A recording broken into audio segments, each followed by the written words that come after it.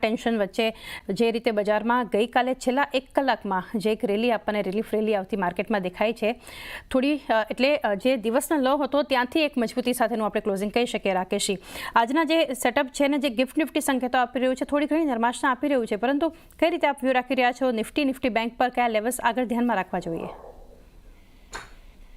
જેમ તમે કહ્યું એ પ્રમાણે કાલનો જે સેકન્ડ હાફ હતો એ ડિફાઇનિંગ હાફ હતો, જ્યાં બોટમ બની લગભગ 347 કે એવી 350ની આજુબાજુ બોટમ બની અને ત્યાંથી રિવર્સલ થયું. તો મલ્ટિપલ ઓકેઝન પર આપણે વાત કરી ચાંદની કે 24,500 લઈને 24,200 સુધી મલ્ટિપલ સપોર્ટ છે.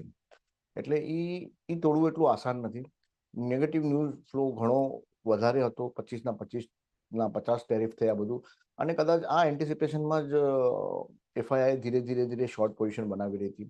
અને કાલે એક મને એવું લાગે છે કે ફર્સ્ટ ઇન્ડિકેશન આવ્યું કે જે શોર્ટ કવરિંગ રેલી છે એ કાલે શોર્ટ કવરિંગ થયું નીચેના ભાવથી. રેલી તો ના આવી ઓફકોર્સ, પણ જે માઇનસ હતું બજાર એ પ્લસમાં બંધાયું. આજે ગિફ્ટ નિફ્ટી ઓફકોર્સ માઇનસ દેખાડી રહ્યું છે.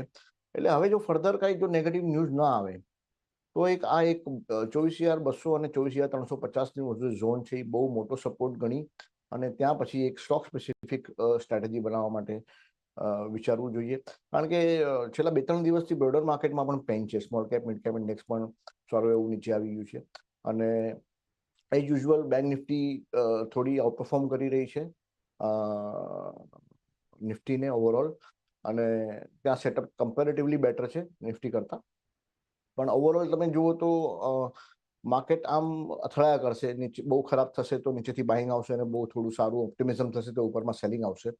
જ્યાં સુધી આનો નિવેડો નહીં આવે કે ક્લેરિટી નહીં આવે કે ભાઈ આગળ જઈને શું થવાનું છે, ત્યાં સુધી મને લાગે છે કે બજાર એક બ્રોડ રેન્જમાં રહેશે. રેન્જ પણ નાની નથી, 24,200 થી 25,200 તમે ગણો તો બહુ મોટી રેન્જ કહેવાય એમ. એટલે બજાર એક 25,300 અને 24,200-300ના રેન્જમાં રહેશે. બહુ ઓપ્ટિમિઝમ થાય ત્યારે થોડું પ્રોફિટ બુકિંગ લેવું અને બહુ પેસિમિઝમ થાય ત્યારે પોઝિશન બનાવી. This should be the strategy.